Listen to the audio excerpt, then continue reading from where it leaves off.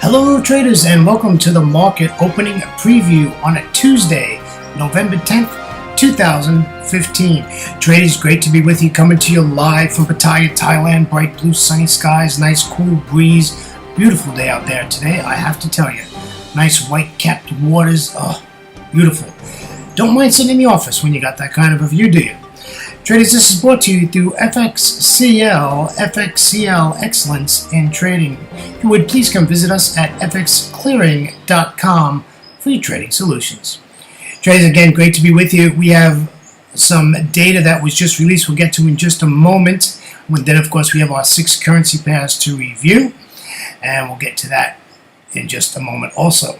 However, before we do that, let me introduce myself to you. My name is William Gilday, and I'm your moderator for the market opening preview series every single trading day before the London Open. Traders, I will tell you that I do record this in the Asia session, so if you're coming in at London and viewing this, your charts are going to look different than my charts most likely, and that's only because of the 12 or 13 candles that have passed by, as I'm at about about 6.5 hours before the London Open as I'm recording this now. Alright, so what do? I look for opportunities and probabilities so, I can win trades on my side. I don't win every trade. And, it's just like, it's just part of the deal. It's part of trading, right? And you just have to accept losses. Losses are part of the game, and it's, I don't think you need to, you hear people saying embrace your losses. Well, I don't agree with that, but, nobody likes to lose money, right? So, you don't need to embrace your losses. You just need to learn from them, though, and find out what you did wrong and how you can improve it the next time. I'm a technical trader. I trade by the charts. I trade candlesticks, support, resistance, price action, price structure, harmonics, and Ikimoku clouds. I use those for my tools. And of course, I'm a Fibonacci fanatic. I fib everything. And we use some pivot points. So, saying that, I also listen to fundamentals. I pay a good amount of money for my news feed that comes through on my computer live 24 hours a day, 7 days a week. So I know what data is coming out, and I don't trade the numbers, but I sure do know they're coming, and I trade after the numbers, more like 45 minutes after the numbers. So, and especially if it's in the trend of the direction of that currency pair. So works out kind of nice. But you have to know fundamentals today, folks. If you would have asked me that 4 years ago, I would have laughed at you. But in the sentiment of the market today, in the world, global, remember, we're macro traders. We trade the world, and you just have to know what's going on. You got to know when people are speaking, when numbers are coming out, and all that good stuff. All right, that's enough about me. Let's get the legal stuff out of the way. This is our risk disclaimer. Forex trading has a large potential rewards, but also a large potential of risk. You must be aware of the risks and be willing to accept them in order to invest in the Forex markets. Most importantly, traders, please do not trade with money you cannot afford to lose. Traders, always remember that past performance of any trading system or methodology is not necessarily indicative of future results. All right, let's head on over to news and commentary. All right, let's look at our economic calendar. Let's start off with that today. We'll start off a little bit different. So in Asia today, we had NAB business confidence. There was no forecast, but it came out at 2 and previous was 5. So I guess that was in line with expectation because it's black. It's not red or green. So I guess that's what they were expecting. Also, we had home loans month on month. They were expecting 0.1 and they got 2.0 on that data. And that Aussie news caused no effect on the charts. No price action on the charts. However, just about 4 minutes ago, we had China's CPI year on year, and they were expecting 1.5. They received 1.3, and then they had PPI year on year, which was medium impact, and that came out at negative 5.9, and that's what they were expecting, negative 5.9. If you look at the rest of the day, nothing at all of any importance going on for the rest of our trading day.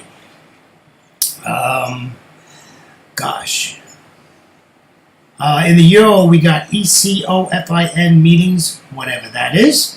That's a medium impact data event. And then later in the day, we have FOMC member Evans speaks. which means absolutely nothing. Because they'll just lie to you most of the time. So you don't have to worry about that. So, all right, let's take a look at how the markets closed. The Dow 30 closed down negative 1.00%. The S&P 500 closed negative 0.98%. The NASDAQ closed negative 1.01%. And the small cap 2000 closed negative 1.34%. Wow, red day on the markets out of the U.S. session. My friends, let's head on over to the Eurozone where the DAX closed negative 1.57%. The FTSE 100 out of London closed negative 0.92%. The CAC 40 closed negative 1.46%. And the Eurostoxx 50 out of Frankfurt closed negative 1.44%. Not such good numbers around there, my friends. All right, let's take a look at Asia. Now remember, these countries are currently trading as these markets open. The Nikkei 225 is currently negative 0.64%. The S&P ASX 200 out of Australia is negative 1.01%. The China A50 out of Shanghai is negative 1.42%. The Hang Seng out of Hong Kong is negative 1.59%. And the Kospi out of Seoul is negative 0.84%. So our indices look like a lot of red to me, my friends. So hopefully we'll change that today and get a little bit of price action. Commentary is there was no price action yesterday. The charts were flat, and if you remember yesterday, which was November 9th on a Monday, I said to you that it was a very good possibility that we were not going to see any price action, and people will probably be taking profits from the NFP, and that's exactly what we got. We have a lot of charts that are probably the same as yesterday, just a couple of pips here and there difference, but not a lot of price action. So if you missed yesterday, you didn't miss anything because it was a very, very slow day. So today we just, it's a technical day again. Hopefully we'll get some better price action today, and we'll get some of these currency pairs moving, but we have no catalyst to move these pairs. So let's hope for the best. All right, let's get started on currency pairs. This is the euro dollar. These are 30-minute charts. That means each candlestick on this chart is 30 minutes in duration. Folks, I'm looking for an aggressive pullback here. I want to get back to this R1 pivot point at 1.0787, and we'll sell it at support at 1.0713, and that's also the support 1 pivot. So, this is what we're looking for. We just needed a really aggressive move here to the upside and get us to resistance, and then we can take this down. I don't know. You could take this below this daily pivot. It had closed below it, but well, to tell you the truth, I don't know where it is right at the moment. I took these about 20 minutes ago, these snapshots, and it's moved past that 30-minute mark. But we need a pullback. We need to make sure we got some solid direction before we do anything. So just be careful. And on any of these charts today, just be really careful. They're just ugly, ugly, ugly, and there's just nothing going on, and we just need some price action. So I've been pretty aggressive on my entries today, as you'll see. Let's take a look at the pound dollar. Same situation. I mean, just look at these candles. Just really very, very little price action. So I'm looking for this to pull back to, the R1 pivot at 1.5150, and we'll take it all the way down to support as marked on the chart with the yellow EA, and that's at 1.5030, and we'll take that down. Now, that's a nice trade if it works. So let's hope we can do this and make some good pips on the pound today. Just need that price action, my friends. Maybe one of these speakers will say something like erratic and really move the markets today. All right, this is the Aussie dollar. There's not a lot of pips here. Well, there is really. There's 50 pips here. But we need a pullback. Again, we need to pull back up to resistance at 0.7073, and we'll take profit at support at 0.7024. I was listening to my news feed before I started the recording, and China had data come out today, and it was bad all across the board, worse than expected, and the Aussie did move. So just might want to take a look at that if you're going to enter an Aussie trade today. And like I said, we want this to pull back and give us, it's the old rubber band effect. You want to stretch that rubber band out and then let it go and fling it. You right?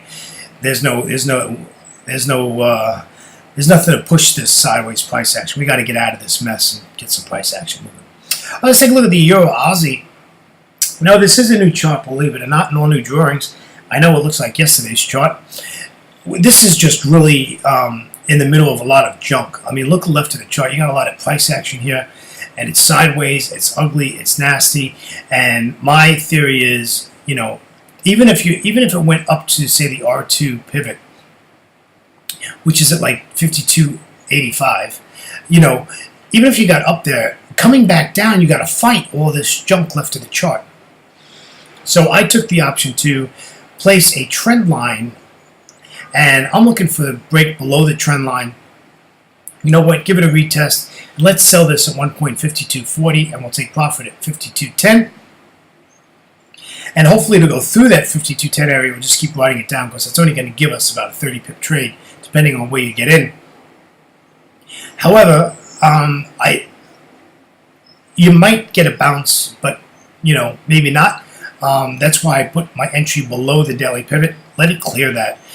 This pair needs to show us that it wants to be bearish, and it is a bearish pair. So, it just needs to get in some kind of a trend here, and it's just sideways and ugly for a long time. So we just need to get out of that. Alrighty. All right. Let's take a look at the Euro Yen, one of my pairs that I trade regularly. Nice move yesterday. The downside. I absolutely missed this yesterday. Did not see this, and however, we're looking for an entry at 132.31. We're in the sideways price action, and we're basically going to take profit the same as yesterday at 131.52. And this is a nice pair. This is a 75 pip trade. If we can get this price action, get on down. It's below the daily pivot. It spiked the 200 exponential moving average. You can see that on that last candle, which was a doji, and hopefully that'll come back down and get us downward. The problem with wicks on candles, I call them little thrusters, which tend to push price in the opposite direction. So this has a spike, a wick to the downside, which tells me that it really wants to push price up, which is fine. The worst case scenario is it goes up to the R1 at 132.75, and we'll sell it from there, and that's fine. That I have no problem with doing that, but I'm not selling it in between the daily pivot point and the 200 exponential moving average, right? So we want to get that down. Again, we want an entry at 132.31. All right, let's take a look at the New Zealand dollar. New Zealand dollar is ugly, my friends. Ugly, ugly, ugly. This, I've got to tell you, I don't even think I'm going to even watch this pair today. This just needs an aggressive pullback to the 0.6564 area, and we'll take profit at support at 0.6515. It's a nice 45 pip trade if it works, but I just don't see it happening, my friends. This pair's it's either gonna give us a pullback, or it's gonna dump from here and continue to the downside, and that's a very big, strong possibility. So what do you wait for? You wait for it to retest that support line, that yellow line, and then that comes resistance, and you can sell it. Remember, we always sell at resistance and we buy at support. That's really important to keep in the back of your mind. All right, traders, that wraps up our 6 currency pairs. Traders, on behalf of myself, William Gilday, and our great friends at FXCL Excellence in Trading, I'd like to thank you for joining me today on a Tuesday, November 10th, 2015. Traders, have a great trading day, and always remember to trade smart and not hard. Traders, have a great trading day. Grab those pips and be careful. Catch you next time. Take care now. Bye-bye.